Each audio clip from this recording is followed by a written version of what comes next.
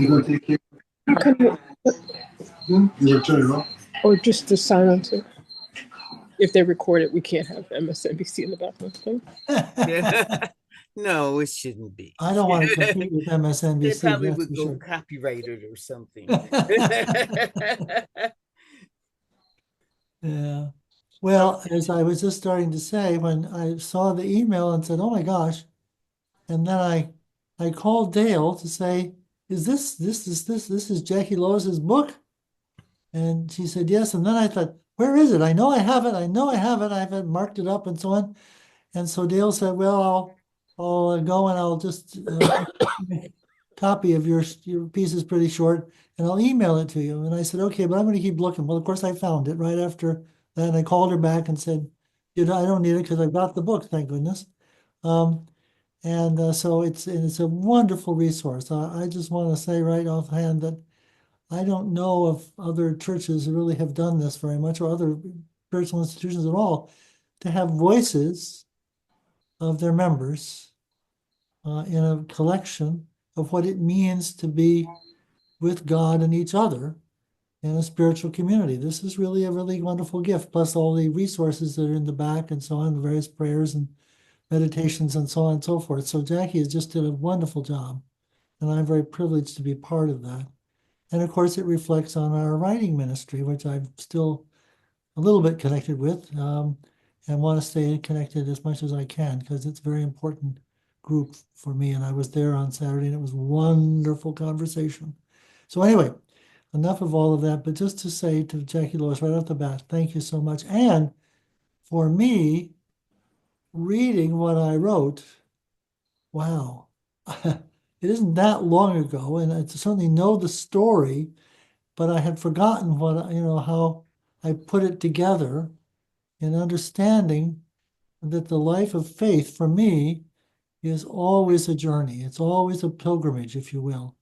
There's always something new happening. God, God is never done, period. And God's always available, whoever we consider God to be. I actually don't use the word God very much anymore. I'm more talking about the divine oneness. And I could say more about that later if it's appropriate. But the reality of our lives is we are not alone.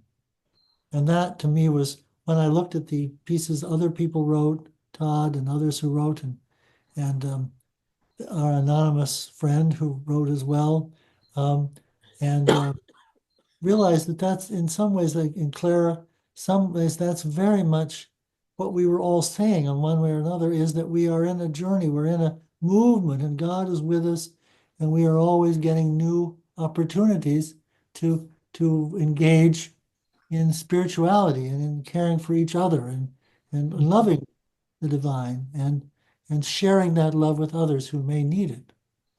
Because many people are very desperately in need of divine love, that's for sure. They don't recognize that it exists, and they need it very badly. And even those of us who know it sometimes can use an extra boost. So I was just delighted to read that and to realize that my journey really was that whole story about my coming out and finding MCC, and how I found it. I still love the fact that my husband, my Jewish husband, was the one who said, "You should go to MCC." Because when he was just out of high school and living in New York at a YMCA, trying to find his way as a young, he thought probably gay, but certainly bisexual man. And his next door neighbor in the hallway at the YMCA down in Chelsea said, "Well, come to church with me." And Jonathan said, "I can't do that. I am Jewish." And Tim Carter is his name, said, "You can come to MCC. We take everybody." And Jonathan found that it's the case. And the wonderful thing about, I don't want to go on about this too long, but one of the wonderful things about it is we were just at MCC New York, which is where he went, on Sunday, just 2 days ago, because a colleague of mine from the Global Justice Institute, Robert Griffin, was actually being honored, and his husband as well, Darrell Watkins, and Darrell was the preacher. But we went, and of course, Reverend Pat Bumgardner is still there, and she was the assistant pastor when Jonathan went there. I'm guessing it was about 1977, 78, something like that. And she was a young thing, and she barely spoke. If anybody knows Reverend Pat, the idea that she would never talk, and if she did, she had a little tiny pipsqueak kind of voice. If you've ever heard Reverend Pat preach, you'd think, my God, that can't be true because she's a firebrand. She's just out there. And so we got to see her, and we got to listen to Darrell Watkins, guest preacher, and so on. It was wonderful. So,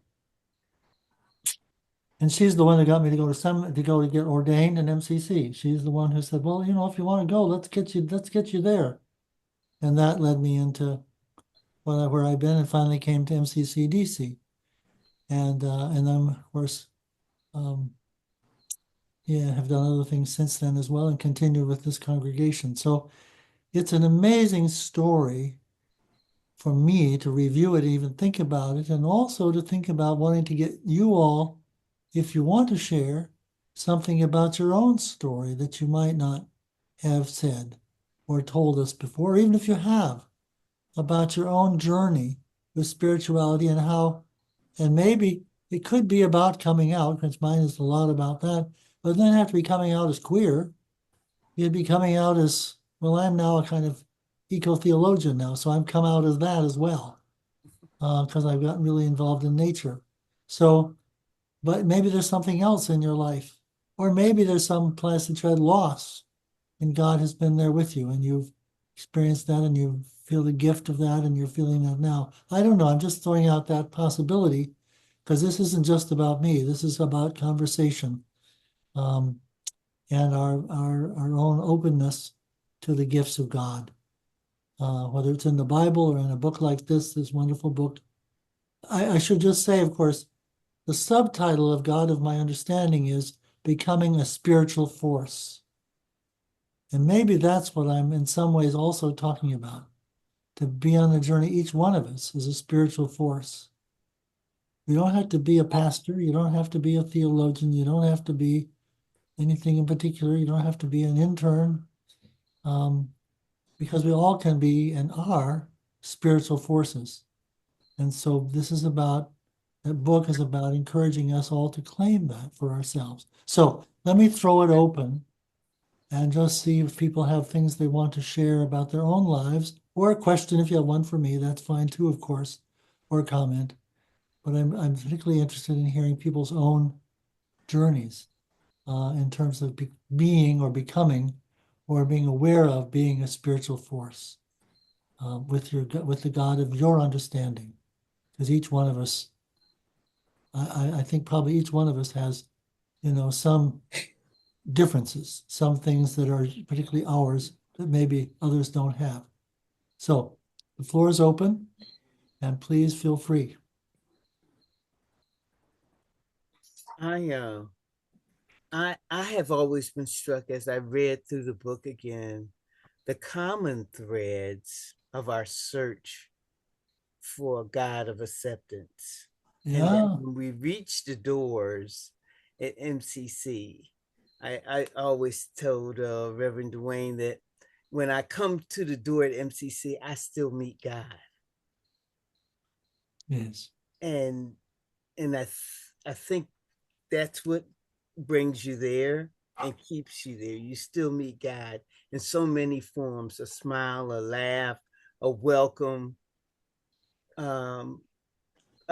I always tell people you could come as you are. You don't have to. You can be in flip-flops and tennis shoes. You can be in the three-piece suit. It doesn't matter what you're wearing.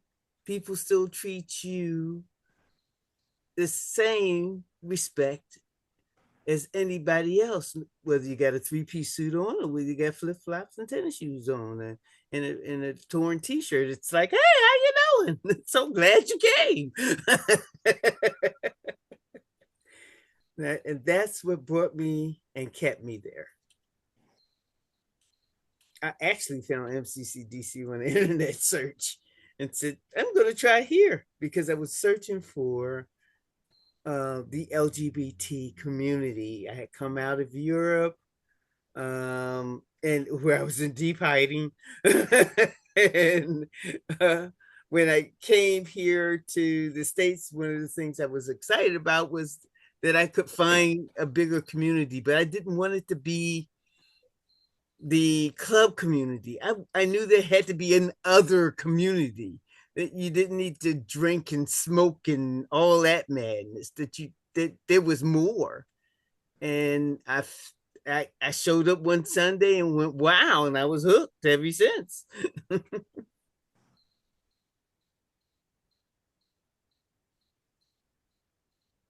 Still. Anybody like to share their story of what brought them to MCCDC? Yes, I know before I came to MCCDC, I was in a long search to find peace, but I kept looking all outside of myself for nuances of peace. And I would have peaceful moments, but still I wasn't totally accepting myself. But when I think it was Cecilia, y'all could know her by her name, by Mama C, but I'll call her Cecilia. She introduced me, she and Esther introduced me to MCC. And the first day I stepped foot in the church, we were on M Street then, I felt like I was at home.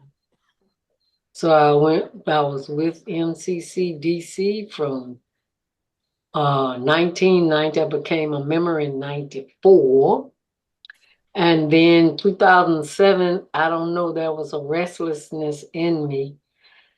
And when I look at it now, it wasn't that I was tired of church, but I needed to explore something. When I look back on it, I needed to explore what was in me. And one thing I found in me in those 9 years I was away, I would come back to MCCDC occasionally, you know, Cynthia and I. And what I found in that is there was something about MCCDC that made me know that it's actually a church of God, not in religion sense, but in the spiritual sense, because there is there is a belonging when I'm in the community with MCCDC. I can be totally myself. I don't have to worry about, oh, was I supposed to cross my feet or cross my legs, you know, or whatever, to put it that way. But it's just a freedom. But what really helps is the teaching that I gained from MCCDC, that I can feel at ease when I'm away from the community that gathers on Sundays and other times. And one freeing thing that I found about, I always wondered, how could I be a spiritual force? But only recently I've known that in my line dancing class, I am a spiritual force, but I didn't know it at the time. But it's when I'm dancing, I feel so free. When my body is moving, I feel free. And other people sort of like, all of us are seniors, they all sort of like catch that fever, not Saturday night fever, but they catch that enthusiasm. And then if I'm away and I come back, they say, oh, Clara, we missed you. We missed you so much. And I feel like MCCDC is with me out there, help spreading the joy and the word. Because if they ask me about my church, I used to say MCCDC, hoping they wouldn't ask me what it was stand for. But now I say, oh, Metropolitan Community Church of Washington, D.C. at 474 Ridge Street, Washington, D.C., 2001. And they ask me what kind. Oh, is that the gay church? I say, no, it's an open church that's for gay people, straight people, all in between, whatever. That's the church. And so Absolutely. one day, hopefully, some of them will start coming there to see for themselves. Mhm. Thank you, Clara. Oh, you're welcome. I'm not feeling really great, but I wanted to listen. I've been traveling. I'm in New Jersey now. I'm at my brother's house, and we're very close to you, Robin. I might get to see you this week. But I wanted to thank all of you for coming, and I want to thank. I'm not exactly sure whose leg was twisted that we had made the decision to discuss the book. I just want to clarify, it's not my book. I've curated it, but it is a reflection of the love and the spiritual force that I found there. And I wanted to say that I kept saying, oh, maybe five people have read the whole book. Maybe it's more than five now. But for the people that are here, if you all would commit to finishing the book, as we go through this, I made a commitment to do an audio version of the book. So each chapter that I'm not even. Yes, I want you to buy the book. Okay, I want you. I'm just being shameless. Yes, buy the book. Buy one for yourself. Buy for somebody else. But even if you don't buy it, I will give it to you. I made a personal commitment with me and baby Jesus and my spiritual community that I was going to share the voices and what I found here. But more importantly, if you take the step that Robin just said, reread, if you wrote something in the book, and there's a lot of people's voices there, there's 10 chapters that we focus on, but I would say all in all, we are reflecting about the voices of 20 different people and different sorts of ministries. And I was touched to hear tonight that for people who've read more than their story, that if you read it, you will see that they're very, very different, very, very diverse, but there are some important common threads. And you can't get that unless you are at a point in your life where you're willing to look at other people's voices. Now, I turned off MSNBC.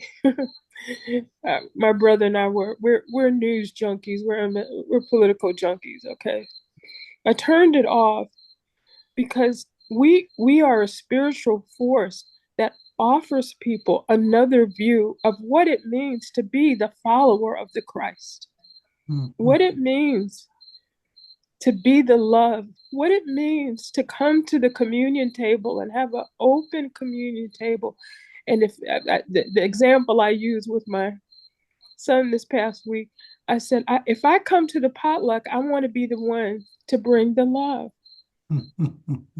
That's who I want to, that's the pot, that's what I want to bring to the dish.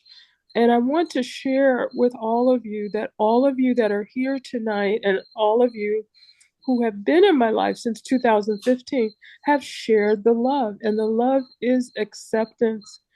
And the love is you don't have to be a certain way. In this church, you actually don't even have to be a follower of Christ, but they use the life of the Christ.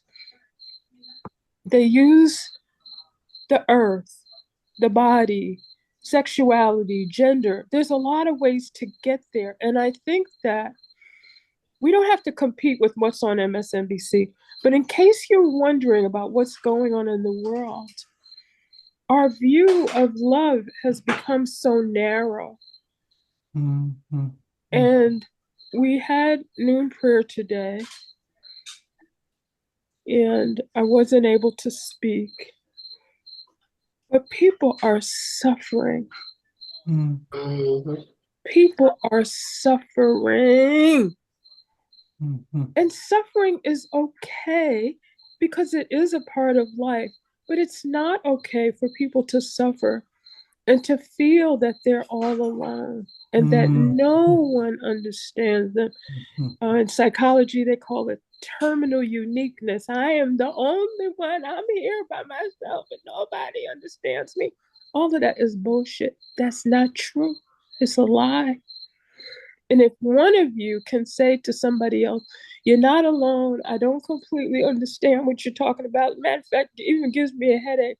But I want to bring some love and some support to you so that whatever you're going through, there is a spiritual force. And again, not to pick on Robin, but since he opened it up, if he wakes up tomorrow and decides that, you know, he's blessing the God of the oak tree, you know, I really don't care. I'm gonna love him no matter what. And this idea of a spiritual journey, you know, we have a new intern and I want to welcome you for joining us, Joanne. This idea that a faith walk is a journey and that there are places and there are people that not necessarily will stay with you forever, but will be a part of your walk where you're going right now. I think that that is something that we're talking about this, we're recording this. Someone's going to listen to this 15, 20 years from now. And they're going to say, there was a bunch of people talking about that and I didn't know about that. And this is what I was going through at that time. I want you all to realize that we are leaving a mark, not a mark behind, but we're speaking up in voices where people believe that there's only one way to love God, only one way to be close to one another, and that the issue that someone mentioned about belonging, can we belong to each other and be different? Can we? Sure. And Todd's not here, but Todd is my pew brother, but we shared pastoral care ministry. Doesn't mean we always get along, but this idea, this notion that someone can be with you and walk with you. And it was just so moving to hear what Clara said. Did you hear her say, at my senior citizens dance class, I'm a spiritual force? That is so incredible, and it makes me so hopeful. And that the despair and the anger and the violence in the world, we would not be able to get through this without being a force for light, being a force for goodness. So I want to thank you all for that, but I want to put the book in a different context. It was a gift that we gave to each other, and it's a gift that you can give to other people, but it's not the book. The gift is you. You are the gift. Because let me tell you, nobody has ever met anybody like Dale. Am I right or am I right? No one has ever met anybody like Josh. Josh, you don't have to answer. Am I right or am I right? Each one of you. Yep. Mark, you're a gift. Joanne, you're a gift. Cappy, you're a gift. And you have shared with such incredible generosity of spirit. You have saved people's lives. Absolutely. And I want to say about being a writer or curator or an archivist, you all have helped me step into the gift that God gave me, because before I got here, I was too scared. I was too scared. So the book could not have happened without you all. But I also know that if writing is my passion or curating is my passion, or like I said, being the potluck lady at the story, you know, I don't know if my son will listen to this, but my grandson, I number them. Number 4 told me day before yesterday, you know, Grandma, we are not into church and we're not into Jesus. We're not those kind of people. I said, oh, really? I didn't know that. Okay. He said, and I don't know why you talk about church a lot. And why is it that you're here to visit us? Why do you want to go to church? I said, because I like it and I have so much fun. And then my little number 5 said, you silly, that's where they sing. And when we start singing and we get happy, and Grandma wants to be mad at us, and instead she tells us a funny story, maybe that's what she likes about church. This is from a 5-year-old. And then she goes, let's meditate. And she hops up on the counter and she starts singing and meditating. And she brought so much love and energy to the room because these are babies that have been listening to you all. They're freaking aliens. I don't know where they came from, but they've been exposed to you. Do you get what I'm saying? They've been exposed to something because they're going to live in a world that we're not going to be there with them. Josh shared something so beautiful. He said, my dad passed. He said, but I've had a good life. And my dad gave me so much, and now I can go on. This is what the spiritual force is like. So I didn't mean to make a speech, but I wanted to put this in context for people who will listen at another time. This is what we're talking about. I would encourage you, if you can't read the book, I'm committed to making. Robin doesn't know this yet, but I'm going to ask him to read in his own voice. He has a beautiful voice, to read what he wrote, so that anybody in the future will be able to pick different chapters and listen to being read to, or they could buy the book and they would have multiple ways of listening. And the other thing is, if you know someone that would like a copy of the book, or they would like to contribute something, we can make that happen for them so that we hear their voice and we don't care if they wear a pink tutu, like you said, flip flop. Dale is with the homeboy. I'm with baby Jesus. You know, last week it was totally trees. Today I got to go to the ocean. I met God at the ocean today. It was October, 80 degrees, and I was at the beach with my baby brother. Oh my God, it doesn't get any better than this.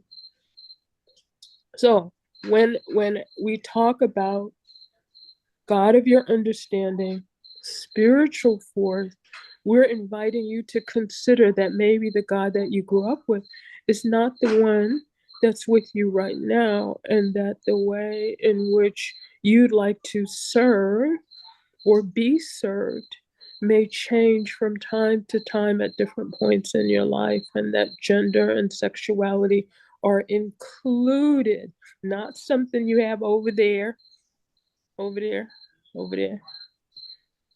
And the other thing that Reverend Dwayne talks about a lot, and other people that are at our pulpit talk about, that people come to God from different places. You know, someone was very angry at me. Dale knows this story. They said, this is supposed to be Bible study. Y'all don't talk about Bible study. You talk about other books other than the Bible. And you're veering from the literal word of the Bible. It doesn't matter who it is. But do you realize that person had never had an opportunity to have that sort of conversation with somebody before? You know how powerful that is, to read scripture or to talk about how this book or Howard Thurman or anybody else that we read is related to scripture. So that was the other thing I wanted to say. My nose is running so bad, I'm gonna turn off my thing because I need to blow my nose. But I love you all with the deepest, most abiding love. Today was, I'm not going to say was a difficult day, but was a very challenging day. And I'm on a mission right now. The mission's not over.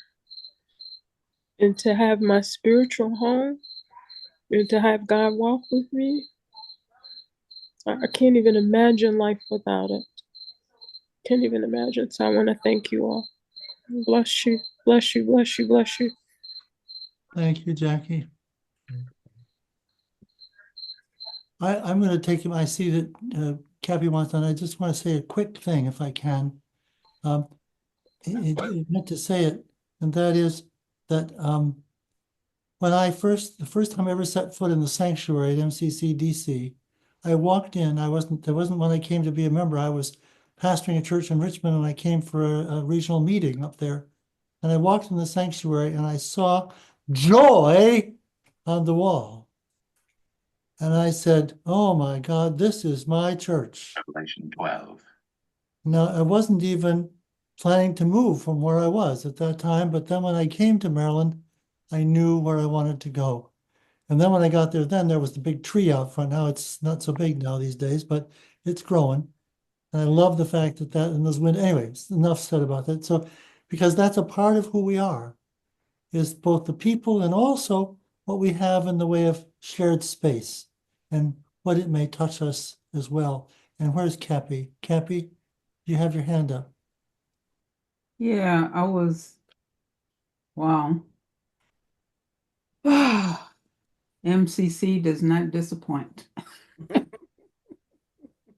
I've got so many things running through my head right now, but one of the things that came up for me was Revelation like 10, 12, somewhere in there.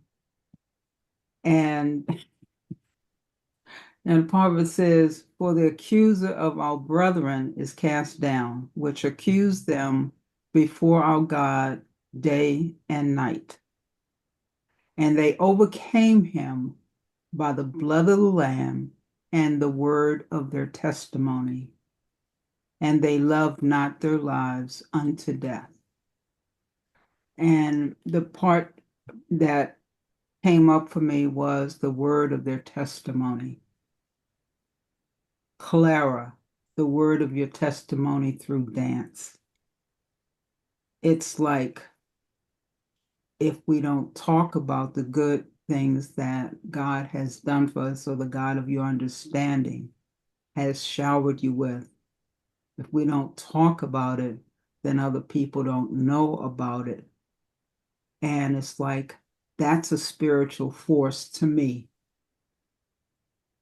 It's and I also wanted to say on Sunday when Reverend Kathy was singing that song, I was overcome by the Spirit. If I had been running camera that day, I don't think I would have been able to get through that song. I mean, it struck me so powerfully. It was just, Yeah, I Garrett. mean, it just changed my life. And that was a spiritual force. It affected me so deeply. So that spiritual force, I think, that Genesis, God spoke, God spoke, God spoke, God spoke. That was his spirit. He spoke and it was. They spoke and it was. She spoke and it was. He spoke and it was. That was a spiritual force of creation. And we, I believe, have that same spirit within us to affect change in our environment. Because when Jesus left, he says, "I'm going to leave you with that spirit, that spiritual force." So it's like opening up my mouth, Clara opening up her mouth, showing the light of God in her environment.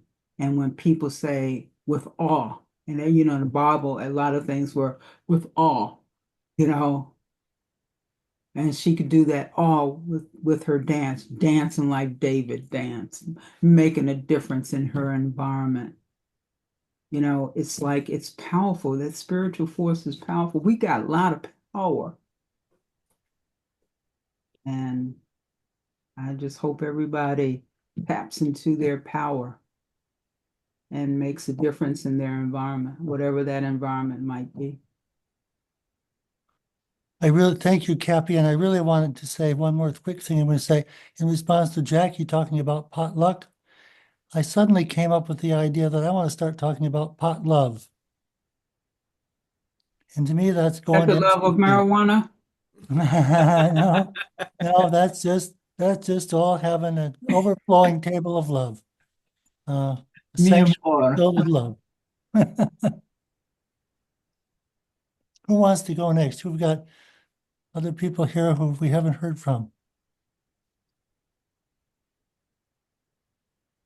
Now, I know most of you, and I know you're not exactly reticent, so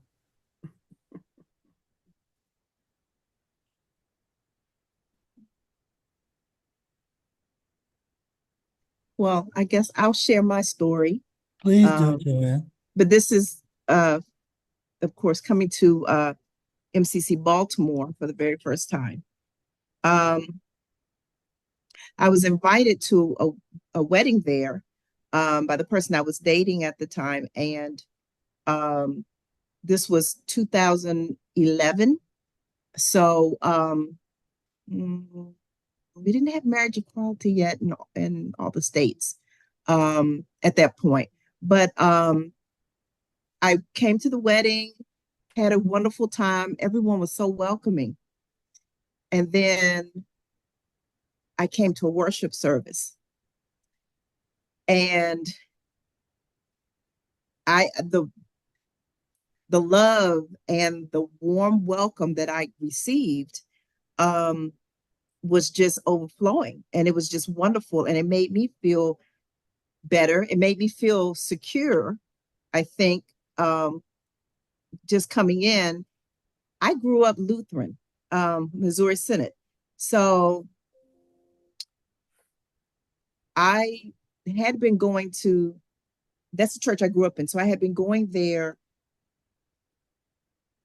even at the time when I first came to MCC Baltimore. And then what I did was I'd go to MCC Baltimore like once or twice a month and then go to the Lutheran church once or twice a month. I had already come out to my family, but it wasn't, but I hadn't really come out like to everybody. And so no, I was still feeling my way around because I was in my mid to late 40s at that point. So, but anyway, I made the decision on Easter Sunday of that year that that I did not want to do this dance of 1 foot here, 1 foot here. And I made the decision I'm going to leave that behind, the old behind, and embrace my my new life, my new journey, and stayed at MCC Baltimore and never looked back. And the just so when listening to what you all are saying, it resonates with me because it's the same thing that I felt there. And still, you still get it every time you walk in the door, even if it's somebody that's never seen you before. They just they want to just love on you and say hello. And it doesn't matter, like you said, who you are, where you come from, what your background is, whatever. It's the acceptance and the non-judgment that is there, and meeting God there in that space, and knowing that the God of your understanding, of course, like I said, has changes. And for me, it did change. And I'm glad it did. I'm glad it did. So yeah, so I'm very much happy to be a part of the MCC family. Thanks very much, Joanne. I'm glad you're here.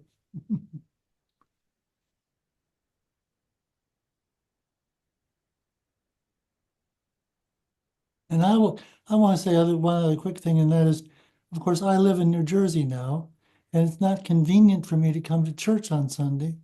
And I don't make it every Sunday on Zoom, although on sharing on the internet. But I often look into the recording anyway, and when I can, and I still feel you. I'm still there. I feel you very much. It's amazing to me how I can be in the space when I'm watching Reverend Kathy, Reverend Dwayne, others speak, get up, do things, and so on and so forth, and read and sing and all that sort of the music people and so on. It's amazing. It's home, even though I can't be there physically. It's home in a way that it's quite powerful for me. I'm really very grateful.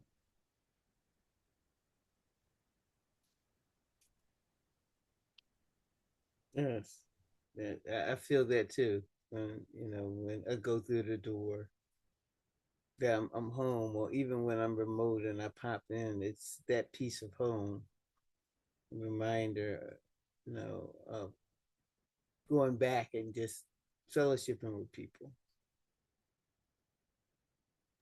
Robin, I have a favor to ask.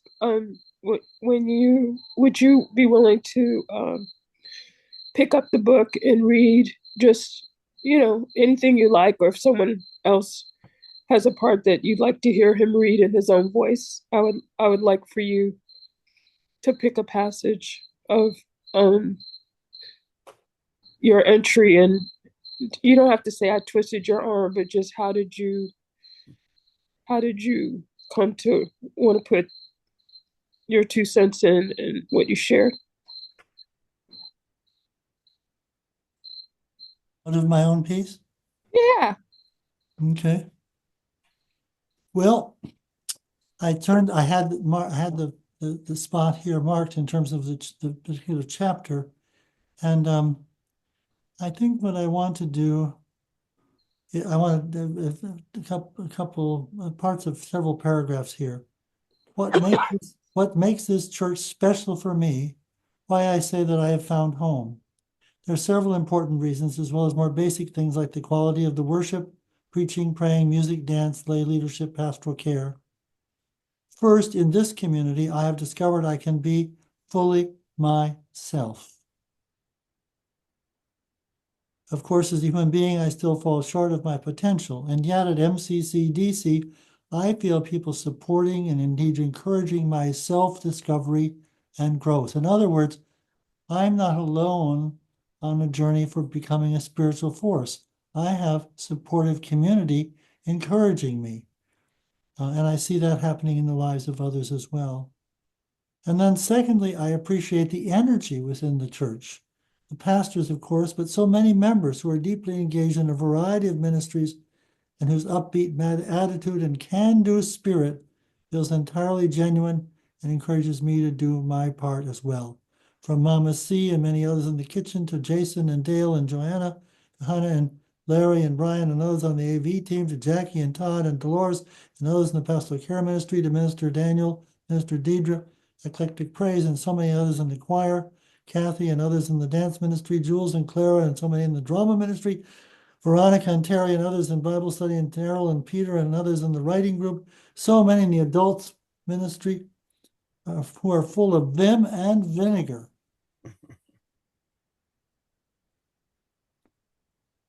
And that just really, for me, encapsulates much of, what I've felt ever since I walked in the door. And I think it was 1994, might have been 95. Now I can't quite remember for sure. Is it to start coming to church? So it's been around 10 years for me. And it's been really powerful stuff for me. But that was what I opened to that page when you asked that, Jackie, and I said, yeah, that's exactly what I want to say, to read. And so many pieces in here that are really very powerful. I can't even begin to think about where I want to go. I mean, there's a sermon in here. I think it was, he's no longer with us physically. What's his name? Anyway, it's a sermon Reverend Dwayne gave, and it was never give up on love. Yes, never give up on love, and it's a rendering of that, in the print version of that recording of his message. So many good messages. Oh, Jason Dredzinski had favorite sermons of of Pastor Dwayne. So many, anyway, so many gifts in this book. Todd Clark and Clara and many others. Dale, Reverend Dwayne, of course. Sure, I know I'm leaving out people too.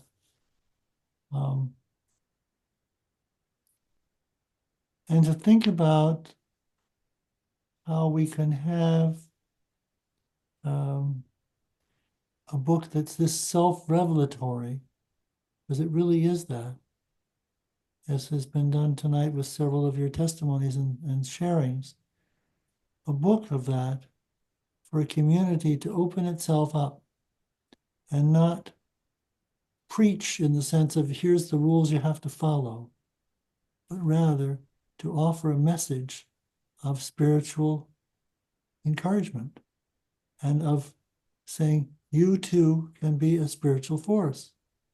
You too are a spiritual force, even if you don't know it. And that's, to me, is a very important message here, is that people don't necessarily even know that they are, and yet we often know somebody and say, oh my God, they really got it. I feel better when I'm with them. I feel closer to the divine. And they may not even be aware of it, but it's there anyway, because God has given it to them and they're open to it.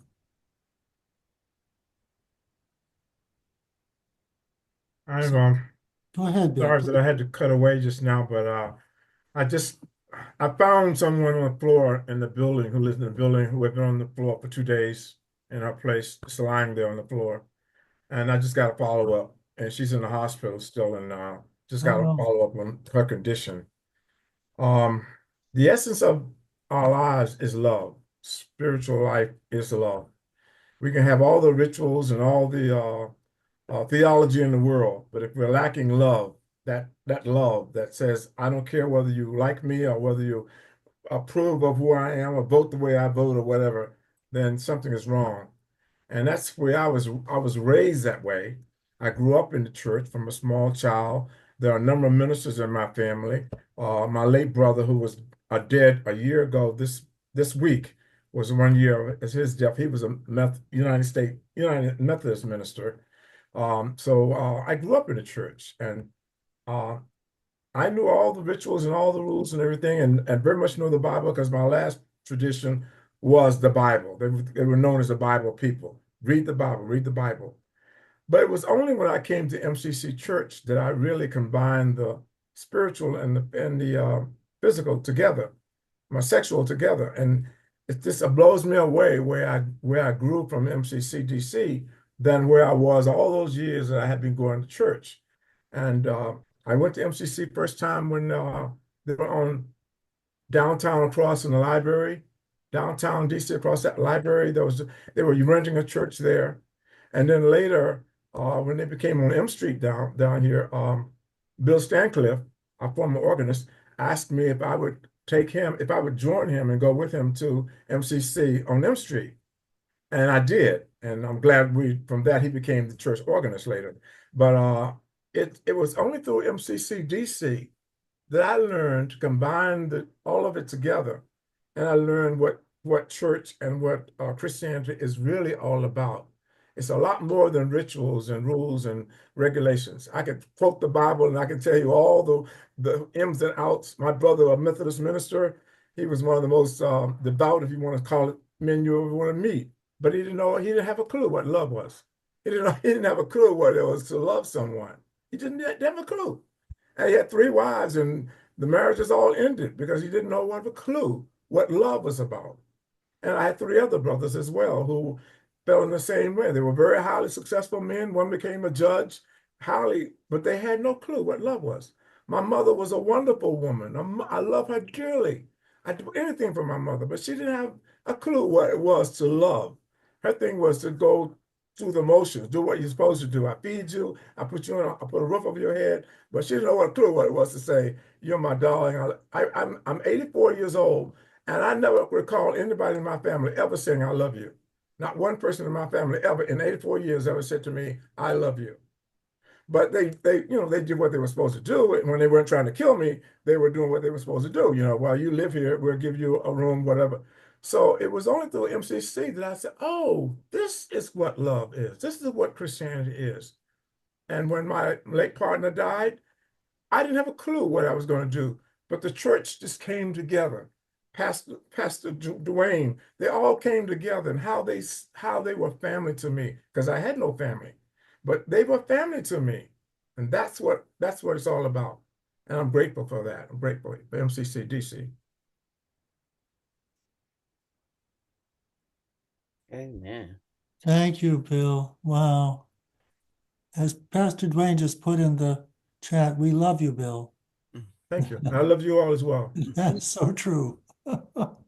I wanted to add to not add to what Bill said, but just how it made me feel for him to share that. MCC churches are all different, and I mean, like, a lot.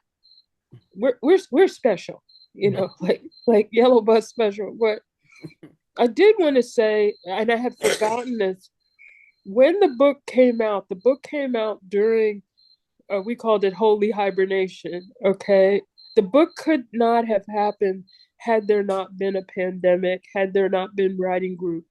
I speak a little bit in the introduction about how the book came out and how it came together. But the main thing that we wanted to do was to give other clergy and other lay leadership ways to come to know spiritual force in God. Because what a lot of us were seeing, you can be kicked out of a family, right? And you can be kicked out of a church, and you can be kicked out of a job. Most of us, we all have those little horror stories. As I get older, they're more funny to me than the miserable part. But what we wanted to do was to give a person a tool that they could use and say, try this. And so we thought that we would be bringing it out to share with lay leaders and pastors during General Conference. We're getting ready to come up on General Conference again. Well, General Conference didn't happen the way we thought it would.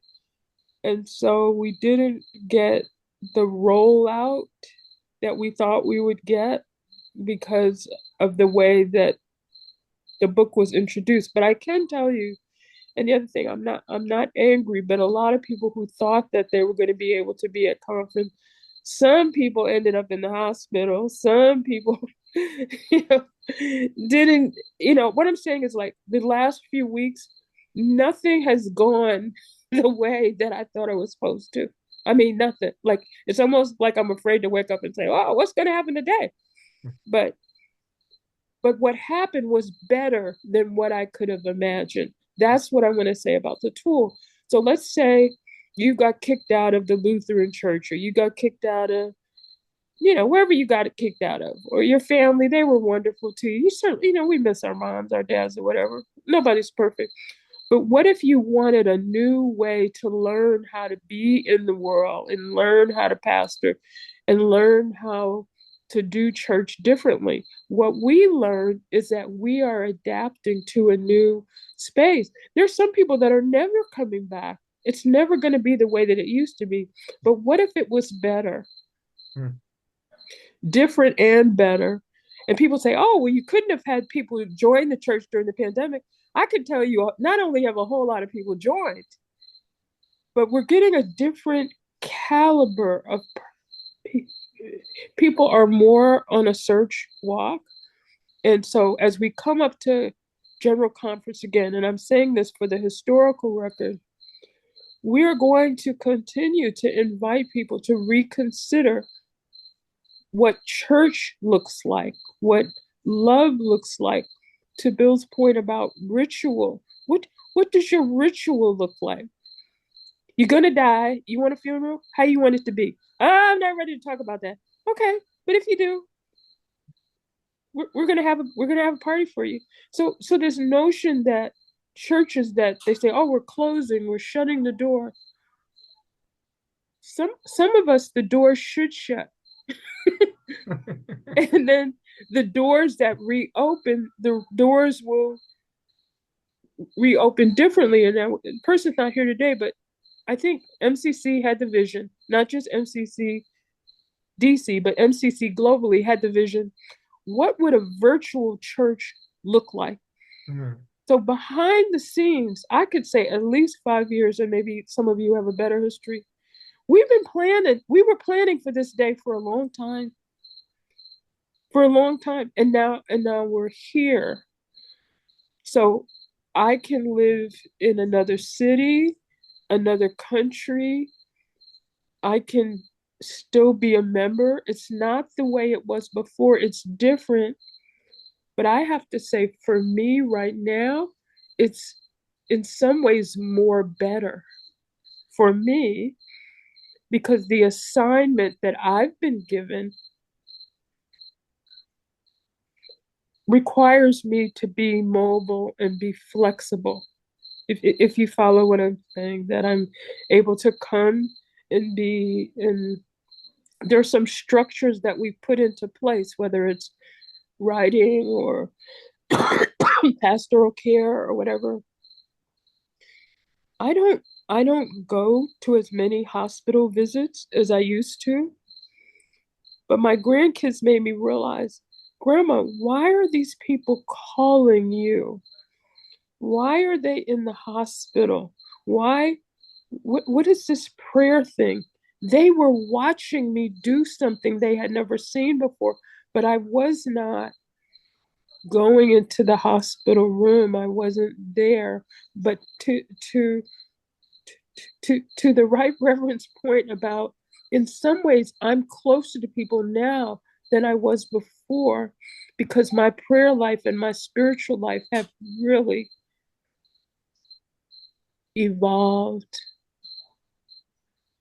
I don't pray the same way I used to. Y'all don't want to know all the details about what's going on in my life. I don't even want to know the details. The details don't matter, but war, uh, you know, gun violence, illness, surgery, cancer, that's all a part of life. So I just wanted to add that and say that I'm hoping that as we come up to the next general conference, and as you all do read the book or listen to the book, that you'll begin to consider co-creating with the God of your understanding how you want to be in the world. And then let us back you up. Let us jump on the ride with you. It's a beautiful thing, really. Co-creating, that's for sure. Co-create, yep. And you got to know, General Conference is not a clergy thing or a lay clergy. That's right. A lay minister or a pastoral care leader. General Conference is open to everyone to see the process, of how our denomination, the larger church, administers all the baby churches. And understanding what goes into that. So if you've never been, consider going. It was quite the education when I went to Orlando. I went, oh, so this is how this works. I went to Calgary once. Yeah. I think of it more as a movement rather than a denomination, actually, because I think we're really, really very much less rule bound and more moving. And I went to Vancouver, and it's a miracle I came back after Vancouver. But I wanted to say, I know we're closing, but again, for the purpose of the historical record, we are a movement and we are evolving. And even though we think we missed an opportunity 3 or 4 years ago when the book came out, and we were writing 5 or 6 years ago, I'm here to say to you, what if we didn't miss the opportunity, but in fact, what we were doing was preparing for moments like this. Good. We were in training. We were, as they say, we was in boot camp. We was in boot camp. Yeah. Well, thank you all so very much. very, very enlivening conversation. I hope everybody was able to hear and gain and know that you're blessed and that you can be going forth to be a blessing again, yet even tonight. Yes. Of course, and tomorrow and every day after that. We're If all, the yeah, all blessings. yeah, the prayers, I know we close in prayer, but after the last conference and people got introduced to the book, someone called me and they said, I was kicked out of a church and now I'm here and I recreated the place that harmed me. Thank you so much for helping me to see. I didn't, that's not what I meant to do. Have like you said, a gay church that was just as mean and horrible as the one that I just left.